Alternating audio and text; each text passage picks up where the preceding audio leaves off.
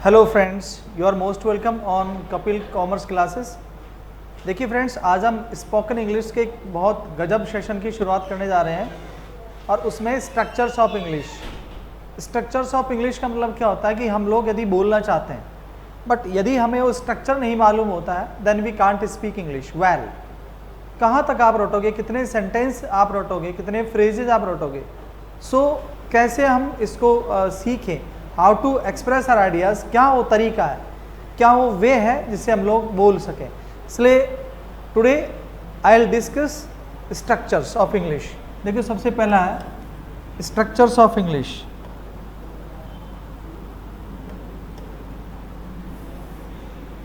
Structures of English,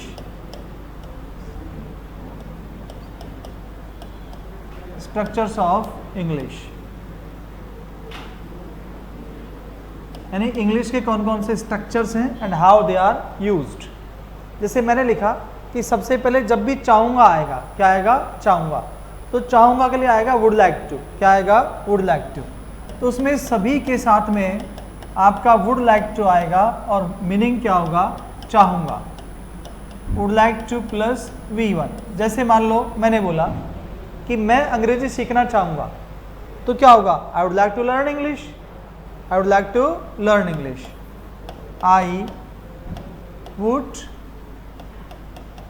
I would like to learn English. I would like to learn English. अब मैंने बोला कि जैसे मेरा दोस्त क्रिकेट खेलना चाहेगा, तो क्या आएगा, My friend would like to play cricket. My friend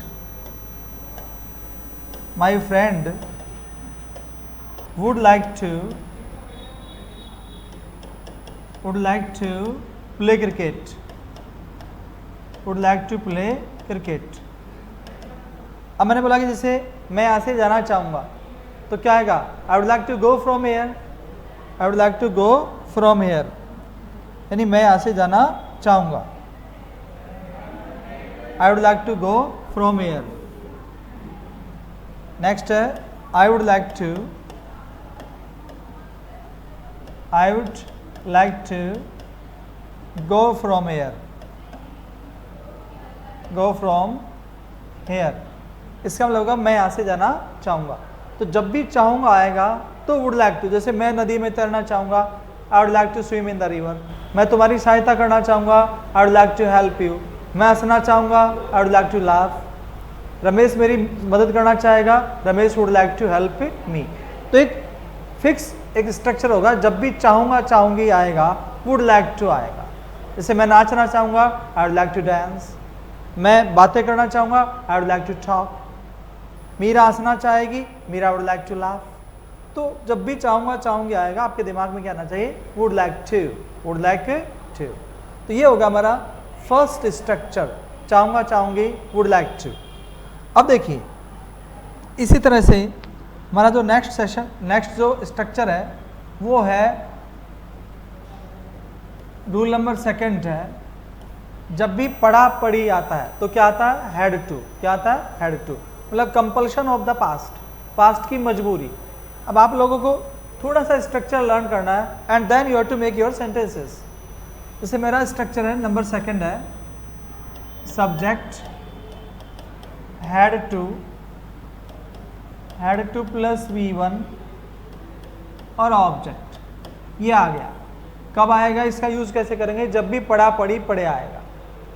first form आएगी। जैसे मैं बोला कि मुझे हंसना पड़ा, मजबूरी। जब भी पास्ट की मजबूरी, जैसे हमें हंसना पड़ा, हमें उसकी सहायता करनी पड़ी, हमें अंग्रेजी सीखनी पड़ी, मुझे पैसे उधार देने पड़े, मुझे लेने पड़े पैसे।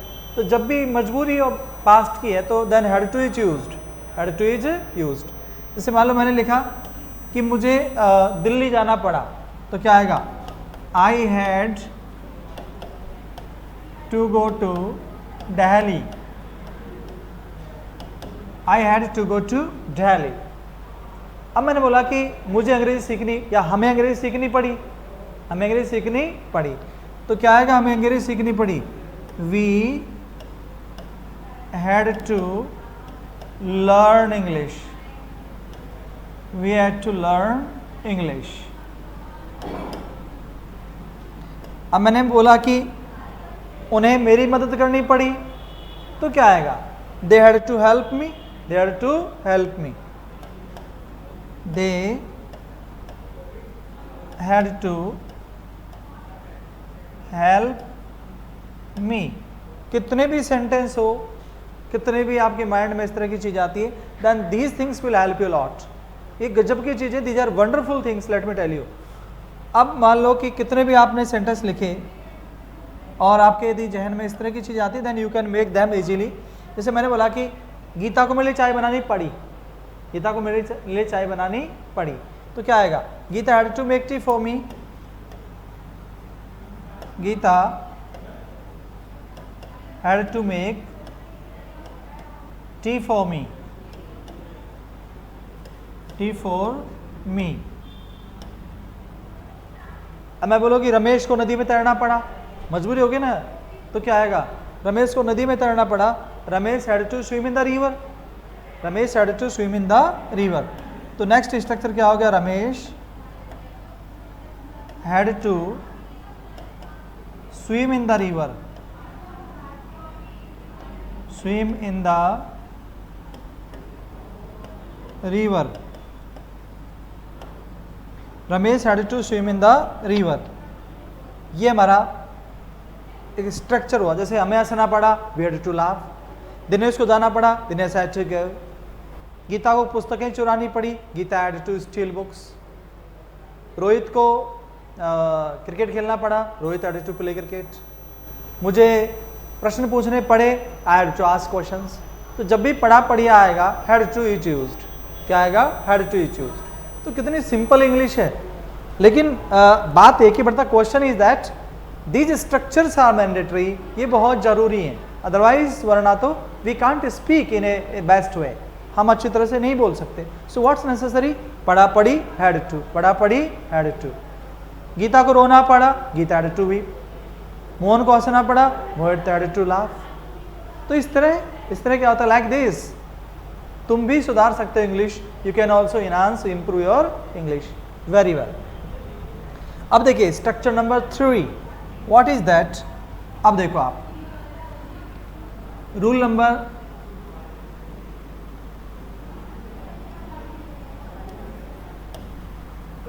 3 है कि जब भी फ्यूचर की कंपल्शन हो, किसका? फ्यूचर का कंपल्शन हो तो क्या आएगा? Will have to. Future compulsion मतलब पढ़ेगा पढ़ेगी। कितने भी सेंटेंस आप बना सकते हो, you can make many more sentences, लेकिन क्या जरूरी है?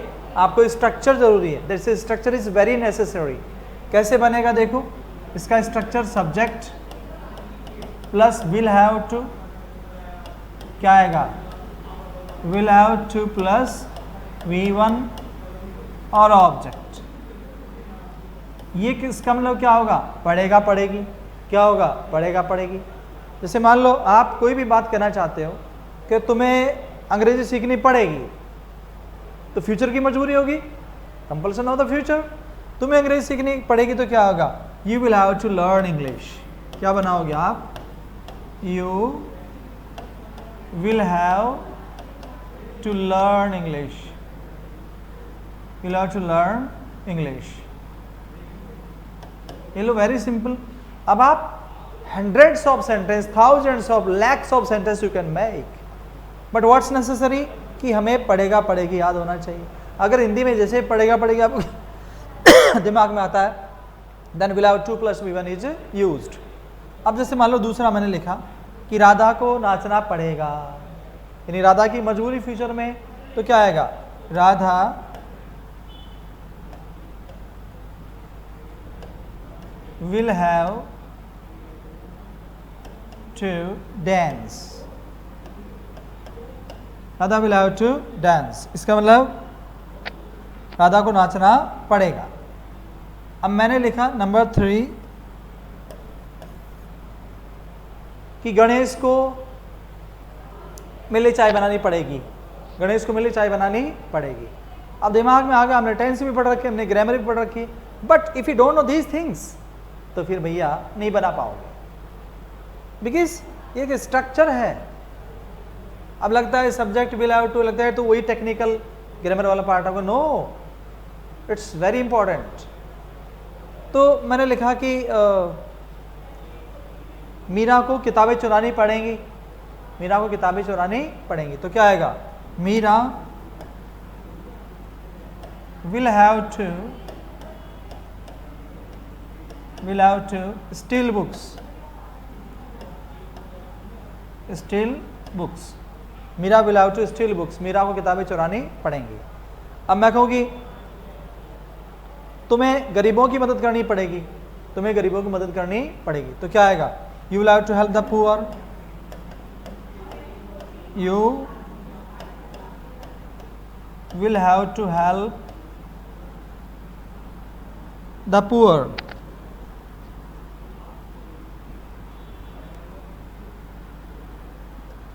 you will have to help the poor, यानी तुम्हें गरीबों की मदद करनी पड़ेंगे। अब मैं कहूँगी आशा को मेरे लिए केले लाने पड़ेंगे, आशा को मेरे लिए केले लाने पड़ेंगे, तो क्या बोलोगे? आशा will have to bring bananas for me, right? तो क्या आएगा? आशा will have to bring क्या? bananas, मेरे लिए क्या आएगा? for me, Asha will have to bring bananas for me, आशा को मेरे लिए केले लाने पड़ेंगे। तो आप कितने बना सकते हो कि तुम्हें हंसना पड़ेगा, you'll have to laugh, तुम्हें नाचना पड़ेगा, you'll have to dance, तुम्हें रोना पड़ेगा, you'll have to weep, Ramesh को नदी में तैरना पड़ेगा, Ramesh will have to swim, तुम्हें लोगों को उकसाना पड़ेगा, you'll have to instigate people, so तुम्हें अपराध करना पड़ेगा, you'll have to commit crimes, तुम्हें गलती करनी पड़ेगी, you'll have to make mistakes. So you can make many more sentences, but what's necessary? These kind of structures are necessary. ये जरूरी है। अरे भाई जब भी हिंदी के दिमाग में पड़ेगा पड़ेगा आएगा, आपको क्या बनाना? will have to, बस। अगर किसी को verb नहीं आती तो भैया फिर तो दिक्कत आती है। इसलिए verbs very mandatory, बिना क्रिया के कोई भी सेंटेंस नहीं बनता इन इंग्लिश। किसी भी भाषा में अगर आप सीखना चाहते हैं, if you want to learn language, तो आपको वर्ब सीखनी है, क्योंकि verbs are the basic foundation of any language. अब नेक्स्ट है, जैसे कभी मैंने बोला कि तारा तीरे तेरे, तो क्या आएगा? केप्ट ऑन और वेंट ऑन। अगला स्ट्रक्चर क्या है देखिए आप, अगला स्ट्रक्चर है सब्जेक्ट, केप्ट ऑन और वेंट ऑन, प्लस क्या आएगा फर्स्ट फॉर्म में? ING, first form plus ING object, और क्या आता है? Adverbials. This is very important structure. कैसे आएगा? अब आप देखो, एक स्ट्रक्चर आपने पढ़ा, अब इसके कब आएगा? जब आपके दिमाग में तारा तिरे तेरे आएगा। ये क्या है तारा तिरे?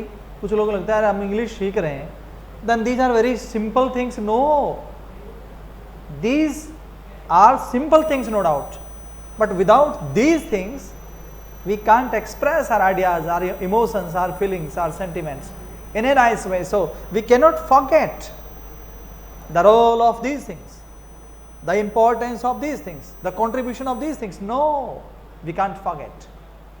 अब आप देखिए, मैंने एक सेंटेंस लिखा कि रमेश रोता रहा। टेंस कितनी रट लो नहीं बना पाओ। रमेश रोता रहा, तो क्या आएगा? रमेश kept on weeping, यानी रमेश kept on weeping,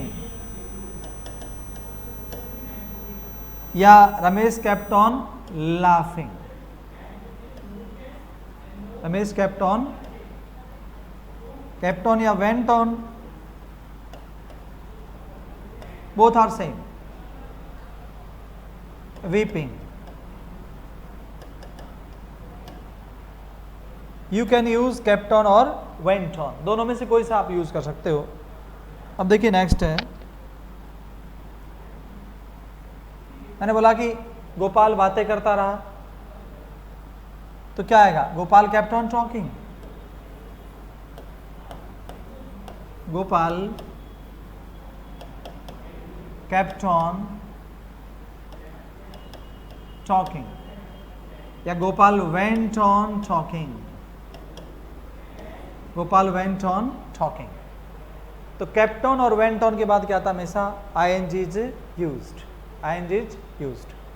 अब मैंने बोला कि रमेश फूल तोड़ता रहा, तो क्या आएगा? Ramesh kept on plucking flowers, या रमेश went on. ये ऑप्शनल है, ये कोई मैंडेटरी नहीं है कि ये कोई कंपल्सरी नहीं है कि यही आएगा वो. No, you are free here, you can use this pattern और that pattern, no problem is, कोई दिक्कत नहीं है भाई.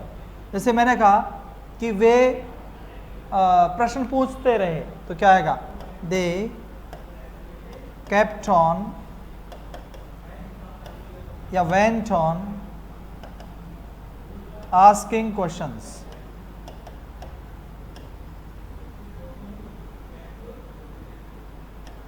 They kept on asking questions, they went on asking questions.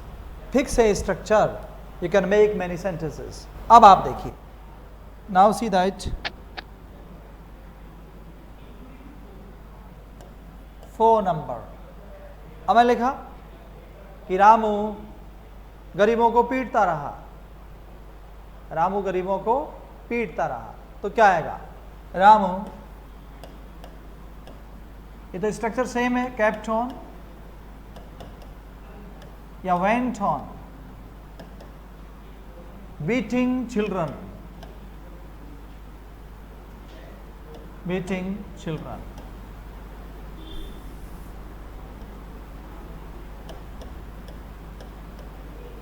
Yes, आप कितने भी सेंटेंस बना सकते, you can make many sentences. Next है, गीता नदी में तैरती रही, तो क्या आएगा? Gita went on swimming in the river, Gita kept on swimming in the river. Gita kept on या went on swimming in the river.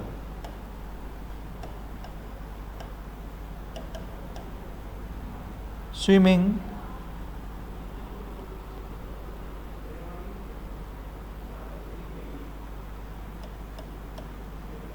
in the river. Kept on and went on. आप कोई सा भी स्ट्रक्चर यूज कर सकते हो, no problem at all, but you need to know these things. Without this structure you can't make sentences. इसलिए spoken में क्या होता है कि बिना ऐसी चीज़ों के, without such things we can't speak English fluently. धारा प्रवाह नहीं बोल सकते. कोई कुछ चीज़ आप रट लो भले से, you can cram only few things, but that's not language. वो भाषा नहीं है. भाषा वो है जो दिल के उद्गारों की मार्मिकता को आप लोग अपनी तहजीब, अपनी तालीम में, अपने अल्फाजों में आप बयां करें. So what is that? These kind of things are very very necessary. ये स्ट्रक्चर हुआ हमारा. जब भी तारा, जैसे रामू हंसता रहा, Ramu kept on laughing. Meera रोती रही, Meera went on weeping, Meera kept on weeping. हम प्रश्न पूछते रहे, we kept on asking questions. ये है. महेश नाचता रहा, Mahesh kept on dancing, we went on talking. इस तरह से, like this. लेकिन कब ये संभव है? when it is possible, then you will learn these structures. जब आप इस तरह के स्ट्रक्चर्स जानोगे. अब देखिए नेक्स्ट स्ट्रक्चर है हमारा. देखो, जैसे मान लो कभी कभी ये होता है कि जैसे पास्ट की मजबूरी होती है. मैं वहाँ गया तो था, मैंने चाय बनाई तो थी, रामू आया तो था, गीता हंसी तो थी, तुमने किताबें चुराई तो थी. मतलब ये चीज़ ऐसी कंडीशन में यूज होती है. जैसे देखो, उसके लिए क्या आएगा? Subject did plus V1, object और एडोर्बियल्स. ये देखिए आप. हालांकि इस तरह की चीज़ें बोरिंग लगती हैं, बोरिंग नहीं, दे आर वेरी इंपॉर्टेंट. ये बेस है भैया लैंग्वेज का. बोरिंग क्या होता है? जिंदगी में हर अच्छा काम त्याग की कीमत लेता है, और हम लोग स्टाइल मार के और बादशाह बनना चाहते हैं अच्छी चीज का। नो, बिना प्रयास के कचरा मिलता है, इसकी कोई कीमत नहीं है बाजार में। इसलिए हर कोई अच्छी चीज त्याग की कीमत चाहती है, और हम लोग कंजूसी करेंगे तो हमें निराशा ही तो हाथ लगेगी। Yes, so did plus B1 is used. मैं बोलो कि मैं वहां गया तो था। हम लोग बोलते हैं ना, तो अंग्रेज भी तो बोलते हैं, उनकी भी तो अपनी भाषा है, वो भी तो जिक्र आलम बयां करते हैं, वो भी तो मन की बात कहते हैं। अब आप देखिए, तो मैंने बोला कि मैं वहां गया तो था, क्या आएगा? I did go there, I did go there, मैं हो गया तो था। अब मैं बोलूँ कि मीरा ने चाय बनाई तो थी, क्या आएगा? Meera did make tea, Meera did make tea. Asha ने प्रश्न पूछे तो थे, तो क्या आएगा? आशा डिड आस्क क्वेश्चंस,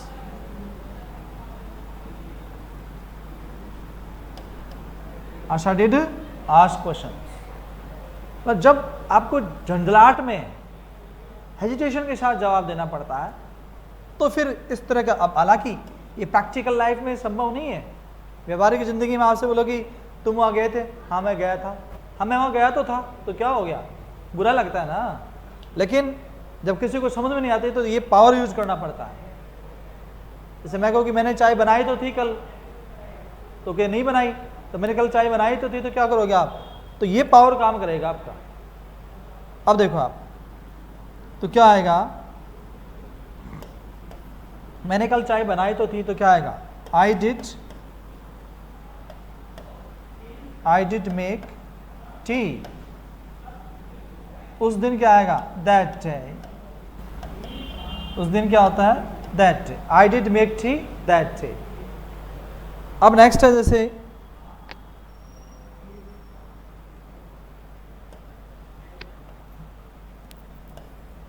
मैं कहूँ कि हमने तुम्हारी मदद की तो थी कल, हमने कल तुम्हारी मदद की तो थी, तो क्या आएगा?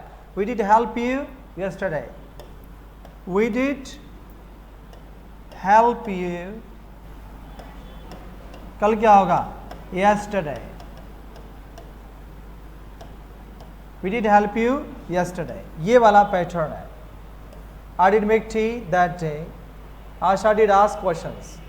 ये सारा का सारा एक स्ट्रक्चर हुआ अपना।